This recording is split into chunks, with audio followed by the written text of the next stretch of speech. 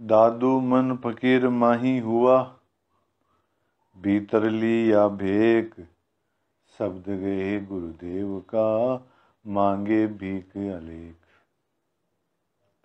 दादू जी महाराज इस साखी में फकीर का स्वरूप बता रहे हैं, साधु का स्वरूप बता रहे हैं कि साधु कैसा होता है। दादू मन फकीर माही हुआ। दादू जी महाराज कहते हैं कि शरीर फकीर नहीं हुआ, मन ही फकीर हो गया। अब देखो कितना बड़ा अंतर है। जब हमारे व्यावहारिक संसार में हम देखते हैं तो आदमी शरीर को रंगता है, कपड़े को रंगता है, शरीर का श्रृंगार करता है, जटा बढ़ाता है, जटाएं काट देता है। और दादू जी महाराज साखी में कहते हैं कि मतलब बाहर शरीर को महाराज नहीं बदलना है, कपड़े नहीं बदलने हैं, केस नहीं बढ़ाने हैं, केस नहीं कटाने हैं, इससे कोई फकीर नहीं होता, इससे कोई साधु नहीं होता है महाराज। असली साधु तो मन होता है, मन को बदलना है। दादू मन फकीर माही हुआ। दादू जी महाराज कहते हैं कि हमारा मन अंदर ही फकीर हो गया। फकीर होने का क्या तात्पर्य है? फकीर होने का तात्पर्य है कि सांसारिक विषयों से उदासीन हो गया महाराज। देखो ये है असली फकीरी। अभी तक सांसारिक लोगों का मन विषयों के अंदर आसक्त है, संसार के अंदर आसक्त है, और साधुओं का मन सांसारिक आसक्तियों से, विषयों से उदासीन हो गया। सांसारिक विषयों से उदासीन हो गया, जो प्रॉपर्टियों से उदासीन हो गया, जो यश मान प्रतिष्ठा से उदासीन हो गया, वो साधु है महाराज। वाह वाह। मन को फकीर करना है। दादू मन फकीर माही हुआ, भीतर लिया भेक। और भीतर ही भेक ले लिया। अब भेक का तात्पर्य क्या है? वही है तात्पर्य भेक का, मतलब लाल कपड़े कर लेना अथवा जटा बंधा लेना। तो दादू जी महाराज कहते हैं जब मन फकीर हुआ तो इसको तो कोई कपड़े पहना ही नहीं सकते, तो इसका कपड़ा क्या होगा? परमात्मा के अपने स्वरूप में एकाग्र होना ही फकीर का वेश है। वाह वाह। परमात्मा के अंदर एकाग्र, अपने मन एकाग्र होना ही मानो क्या है? ये भेक है महाराज। बाहर के भेष का यहाँ कोई महत्व नहीं है। दादू मन फकीर माई हुआ, भीतर लिया भेक, शब्द कहे गुरुदेव का। और गुरु ने जो शब्द सुनाया है उसको ग्रहण करता है, उसका अभ्यास करता है।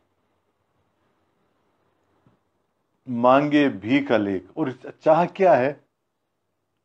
उस अलेख जो लखने में नहीं आता है उसकी भिक्षा मांगता है, उसके दर्शन की इच्छा मांगता है महाराज। दादू जी महाराज आगे कहेंगे, दर्शन दे राम दर्शन दे, हो तो तेरी मुक्ति न मांगू, तुम ही मांगो गोविंदा। दर्शन की भीख मांग रहे महाराज। वाह वाह। दादू मन फकीर माही हुआ, भीतर लिया भेक, शब्द गए गुरुदेव का, मांगे भीख अलेख। और देखो संत लोग फकीर की परिभाषा बताते हुए कहते हैं, फिकर सबको खात है, फिकर सब की पीर, फिकर का फाका करे, ताका नाम फकीर। वाह वाह। और असली साधु का स्वरूप बताते हुए अन्य साधु लोग क्या कहते हैं? फिकर सबको खात है। अरे वाह। सारी दुनिया चिंता के अंदर मग्न है, किसी को सबको कोई न कोई चिंता खाई जा रही है अंदर। तो फिकर सबको खात है, फिकर सबकी पीर। और सबकी चिंता, सबकी पीड़ा, ये फिकर ही है महाराज। चिंता में दुबले हो रहे हैं सबके सब। फिकर का फाका करे, और जो फिकर का ही फाका कर लेता, फिकर को ही मिटा दे, ताका नाम फकीर। जो निश्चिंत हो जाए महाराज, जो चिंता न करे किसी बात की, जो परमात्मा के राजी में राजी रहे महाराज, वो फकीर है। अब महाराज ये साधु लोग फिक्र का फाका कैसे कर गए?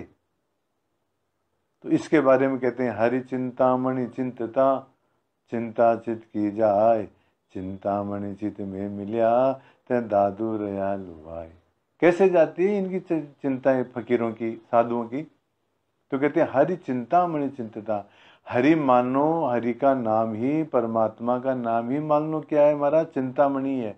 चिंतामणि का मतलब समझते हो? चिंतामणि एक रत्न होता है जिसके चिंतन, जिसको हाथ में रखने से जो चिंतन करेंगे वो चीज प्राप्त हो जाती है। तो महाराज वो चिंतामणि क्या है? हरि चिंतामणि है। हरि का नाम, परमात्मा का नाम ही चिंतामणि है। हरि चिंतामणि चिंतता, हरि हरि रूपी चिंतामणि के चिंतन करने से, उसका नाम लेने से चिंता चित की जाए, चित्त की जो चिंता है वो चली जाती है। चिंतामणि चित्त में मिला। और वो चिंतामणि है कहाँ महाराज? वो चित्त के अंदर ही है, हमारे मन के अंदर ही हरि नाम का स्मरण करें। तय दादू रे लुभाए, हम हमारे मन के अंदर ही परमात्मा का नाम लेते हैं महाराज। तो परमात्मा का नाम लेंगे तो हमारी सभी प्रकार की चिंताएं समाप्त हो जाएगी। ये जो मन फकीर जो होता है वो इसी प्रकार से होता है। देखो महाराज, हमारे यहाँ पर दादू जी महाराज जो है बाहर के भेद को महत्व नहीं देते हैं। इसके लिए रज्जब जी महाराज कहते हैं कि दादू जी महाराज का स्वरूप कैसा है? तो कहते हैं भगवाजू भावे नाई। अरे वाह! दादू जी महाराज ने भगवान कपड़े नहीं पहन रखे हैं, उनको अच्छा नहीं लगता है भगवान कपड़े पहनना। भगवाजू भावे नाई, विभूति लगावे नाई। और न जो है वो विभूति लगाते हैं, राख लगाते हैं शरीर के। पाखंड सुहावे नहीं, ऐसी कछु चाल है।